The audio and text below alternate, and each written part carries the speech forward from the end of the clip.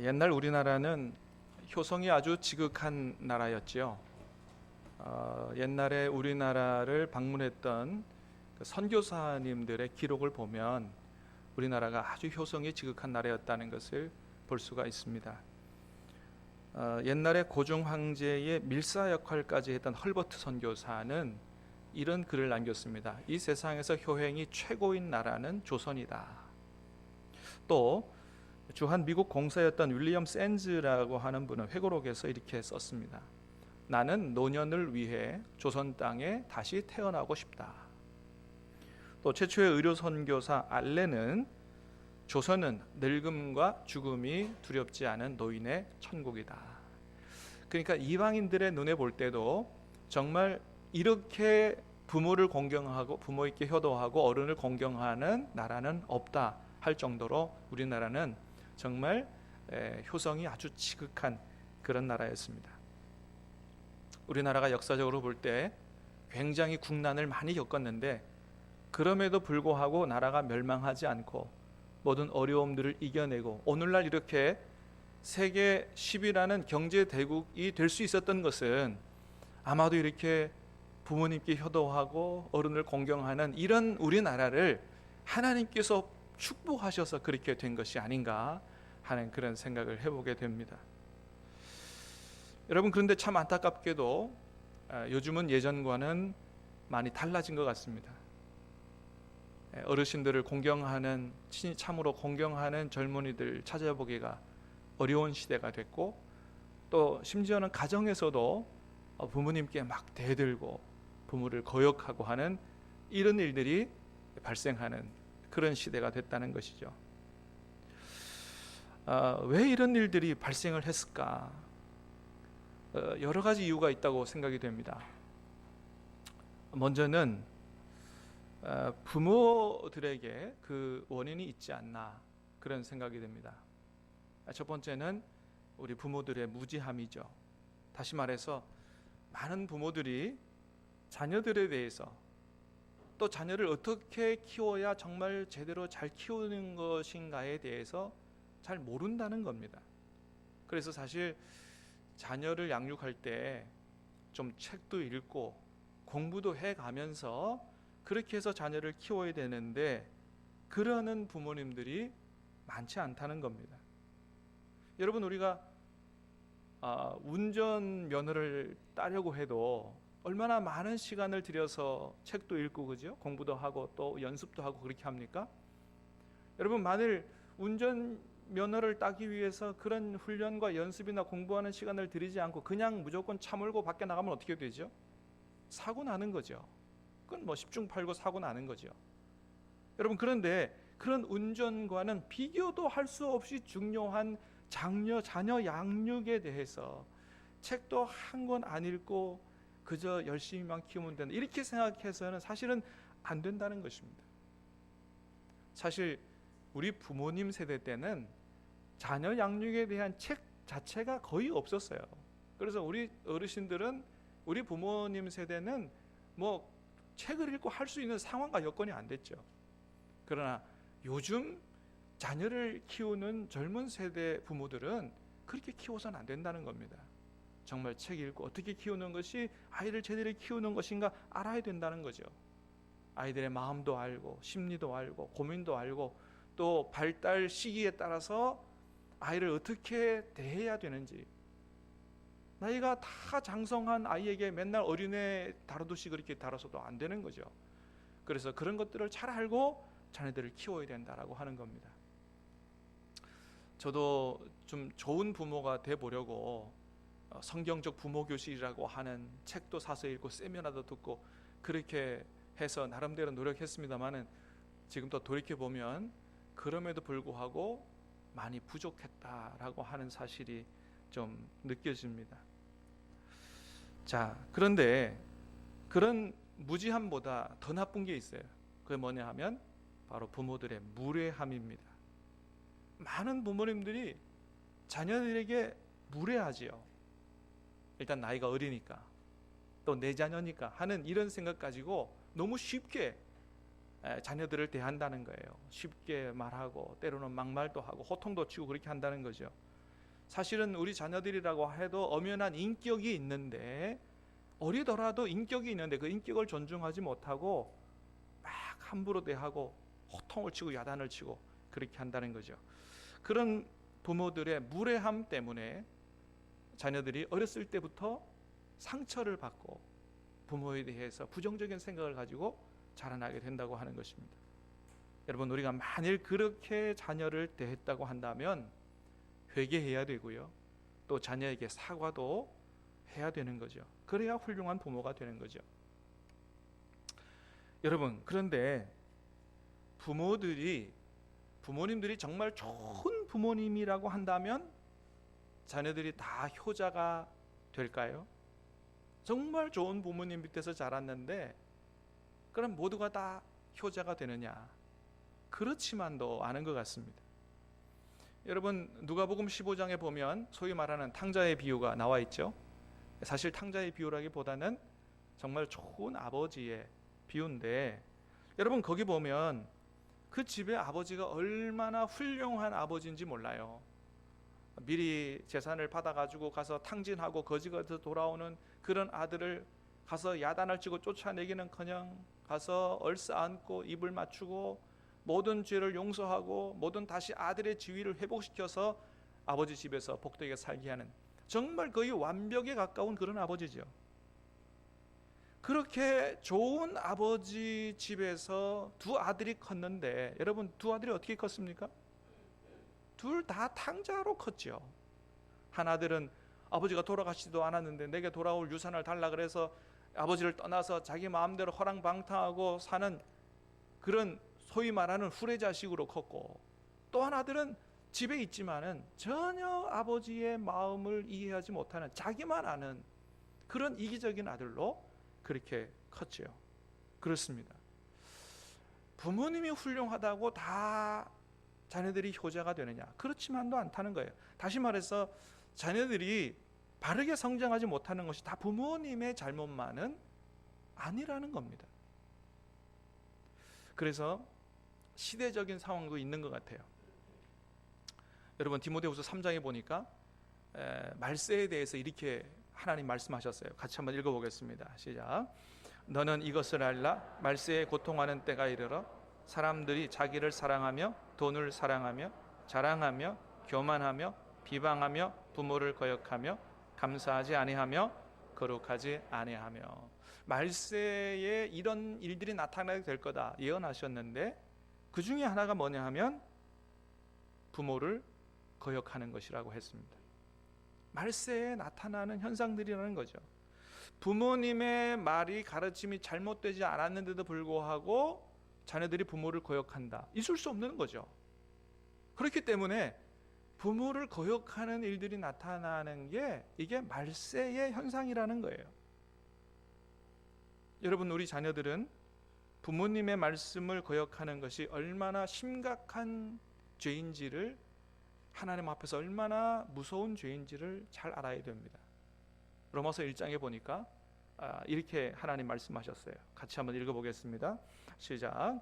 곧 모든 불의, 추악, 탐욕, 악의가 가득한 자요, 시기, 살인, 분쟁, 사기, 악독이 가득한 자요, 수군수군하는 자요, 비방하는 자요, 하나님께서 미워하시는 자요, 능욕하는 자요, 교만한 자요, 자랑하는 자요, 악을 도모하는 자요, 부모를 거역하는 자요, 우매한 자요, 배악하는 자요, 무정한 자요, 무자비한 자라.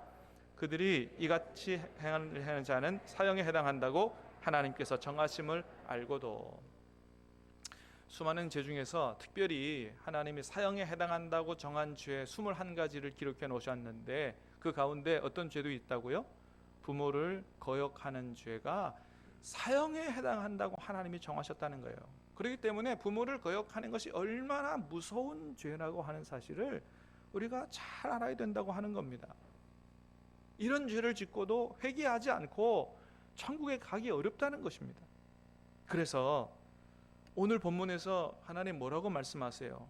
6장 1절에 보니까 그랬어요. 자녀들아, 주 안에서 너희 부모에게 순종하라. 이것이 옳으니라. 부모님에게 순종하는 게 이것이 옳은 일이라고, 마땅한 일이라고 말씀합니다. 뿐만 아니고 2절 3절에서 다시 말씀합니다. 같이 읽습니다. 시작. 내 아버지와 어머니를 공경하라. 이것은 약속이 있는 첫 계명이니 이로써 내가 잘되고 땅에서 장수하리라. 부모님께 순종하고 또 부모님께 효도해라. 한마디로 말하면 효도해라. 이것이 사실은 마땅한 일이지만은 그러나 부모님께 순종하고 부모님께 효도할 때 하나님께서 반드시 자녀들을 축복하시겠다고 하나님께서 말씀하고 계십니다. 오늘 다 같이 예배드리니까 많이 좀 덥죠?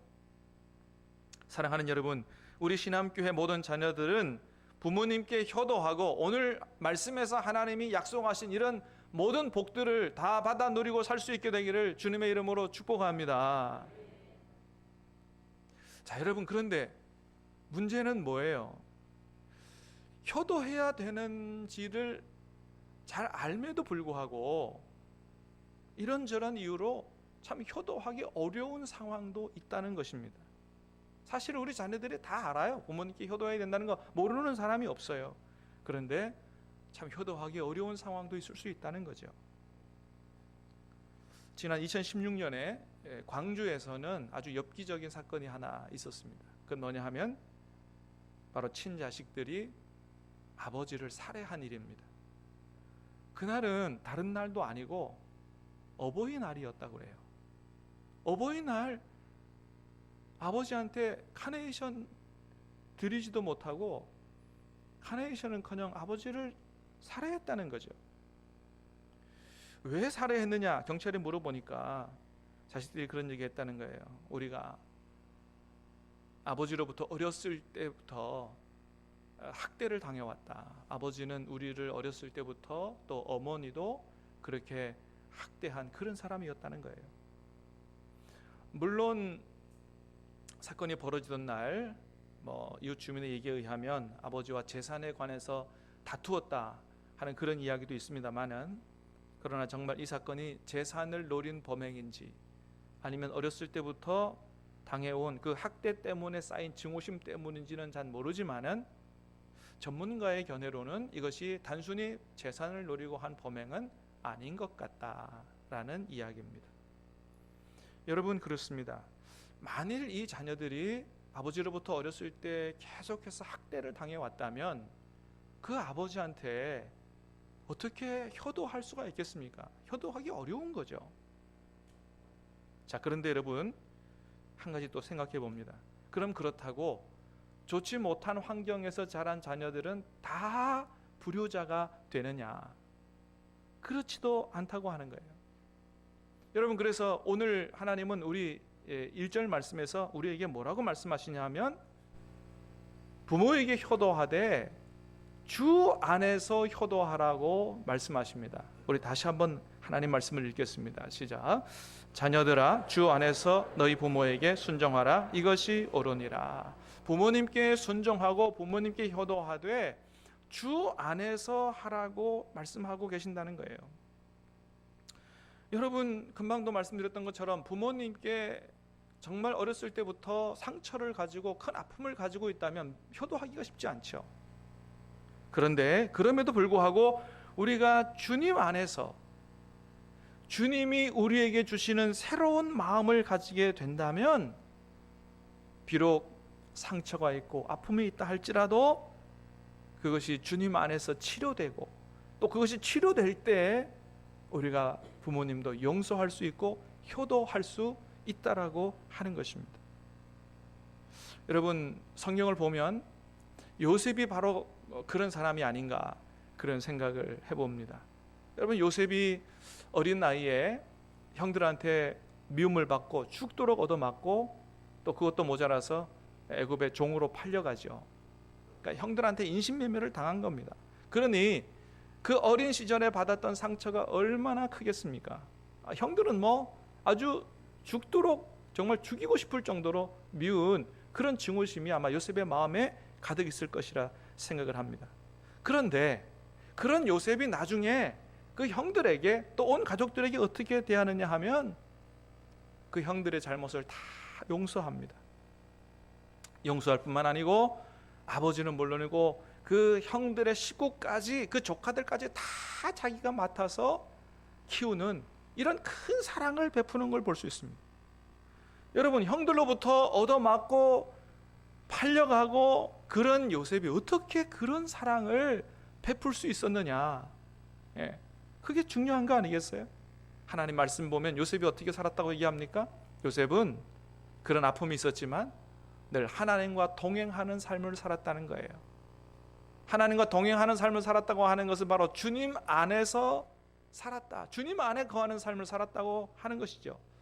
주님 안에 거하는 그 요셉이 하나님으로부터 모든 자신의 아픈 상처를 위로받고 치유받고 왜 자신이 형들로부터 애굽으로 팔려와서 이렇게 살아왔는지에 대한 해답을 하나님께로부터 얻었기 때문에 그 모든 일들이 가능해졌다라고 하는 겁니다. 그래서 요셉이 나중에 이렇게 얘기합니다. 창세기 45장 5절 말씀을 같이 보겠습니다. 시작. 당신들이 나를 이곳에 팔았다고 해서 근심하지 마소서, 한탄하지 마소서. 하나님이 생명을 구원하시려고 나를 당신들보다 먼저 보내셨나이다. 아멘. 나중에 형들을 만나서 그렇게 이야기합니다. 당신들 나한테 어떻게 했지? 이제 죽었어. 이렇게 얘기한 게 아니라 당신들이 나를 이곳에 팔았다고 해서 근심하지 마소서. 형들이 자신을 이곳에 팔았다고 하는 거 잊을 수 없는 일이라는 거죠. 알고 있어요. 그런데 한탄하지 말고 근심하지 말라는 거예요. 왜요? 당신들이 나를 팔은 것 같지만 사실은 그 뒤에 하나님의 역사가 있었다. 하나님의 선하신 섭리가 있었다. 자기의 모든 아픔과 상처를 하나님의 눈으로 다시 해석하고 다시 바라볼 수 있는 그런 축복이 요셉에게 임한 거죠.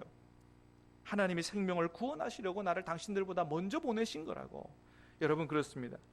요셉은 주님 안에 거하는 삶을 살면서 자신이 왜 이렇게 험악한 인생을 살아올 수밖에 없었는지에 대한 그 해답을 얻게 되었고, 자기의 아픈 상처가 치료됐기 때문에 형들을 정말 진정으로 용서할 수 있었고 그 모든 가족들을 품어 안고 포용할 수가 있었다고 하는 것입니다. 여러분, 우리가 주님 안에 있을 때 이렇게 원수도 사랑할 수 있는 힘과 능력이 생기게 되는 줄로 믿습니다. 할렐루야. 사랑하는 여러분, 주님 안에 거하시기를 우리 예수님의 이름으로 축복합니다. 주님 안에 거하는 것이 우리의 삶의 핵심이라는 거예요. 주님 안에서 모든 것들이 다 회복될 수 있다, 하나님 말씀하십니다. 어떤 교회 한 여집사님이 신앙생활을 하지만은 그럼에도 불구하고 그 신앙생활의 기쁨을 누리지 못하고 늘 자신감이 없고 또 기쁨도 없고 열정도 없이 그렇게 살았답니다. 그 교회에서 교회학교 교사로 봉사를 했는데 어느 날 사모님을 찾아와서 그런 얘기를 했대요. 사모님, 이제 더 이상은 내가 교사를 못하겠습니다. 그런 얘기를 했답니다. 사모님이 가만 보니까 뭐 계속 봐왔지 않겠어요? 그 여집사님이 계속해서 그렇게 우울하게 침체를 겪으며 살아온 데에는 큰 원인이, 깊은 원인이 있다라고 생각이 돼서, 자매님, 하나님 앞에 기도하면서 어린 시절에 겪었던 일이 어떤 일이 있는지 한번 기도해 보라고 그렇게 이야기를 했답니다. 그래서 이 집사님이 하나님 앞에 가서 기도하는 중에 자신이 어려서 겪었던 큰 아픔을 기억하게 된 거예요. 바로 친오빠한테 성폭행을 당한 겁니다. 정말 씻을 수 없는 상처죠. 근데 문제는 뭐냐 하면 그것보다도 부모님의 태도였다는 거예요. 부모님이 이런 일이 밖에 알려지면 오빠의 앞날을 가로막게 되니 절대로 너는 얘기하지 말고, 만일 그런 얘기를 했다가는 내가 가만두지 않겠다고 막 야단을 치고 구박을 하고 그렇게 했다는 거죠. 그래서 이 자매님이 어렸을 때 받았던 그 끔찍한 사건, 상처, 죄책감, 배신감, 상실감, 이런 것들이 마음속에 가득했지만 그러나 이걸 겉으로 드러내지 못하고 완전히 묻어두고 그렇게 살아왔는데, 그것이 자기 마음의 쓴뿌리가 돼서 계속해서 그 자매로 하여금 정말 밝고 의욕이 넘치는 삶을 살지 못하도록 발목을 잡아왔다는 하는 것입니다. 다행히도 이 자매님은 사모님과 상담하면서 그 모든 아픔들을 예수님 안에서 치유를 받았다고 합니다. 할렐루야. 그렇습니다. 사실 자신의 잘못도 아니죠.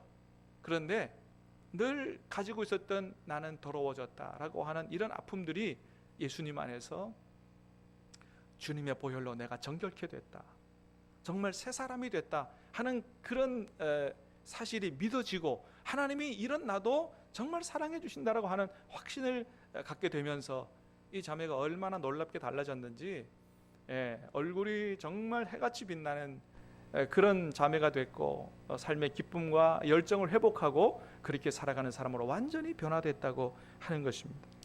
사랑하는 여러분, 주님은 우리를 변화시켜 주시는 분인 줄로 믿습니다. 우리가 주님 안에 거할 때 여러분, 저와 여러분이 가졌던 상처도 치유되게 될 줄로 믿습니다. 주님 안에 거하게 될 때 미워하던 사람도 용서하게 되는 능력이 생기게 될 줄로 믿습니다. 주님 안에 거할 때 우리 부모님을 바라보는 눈도 달라지게 될 줄로 믿습니다. 여러분, 효자의 눈에는 부모님의 좋은 점만 보인다 하는 그런 얘기가 있지 않습니까?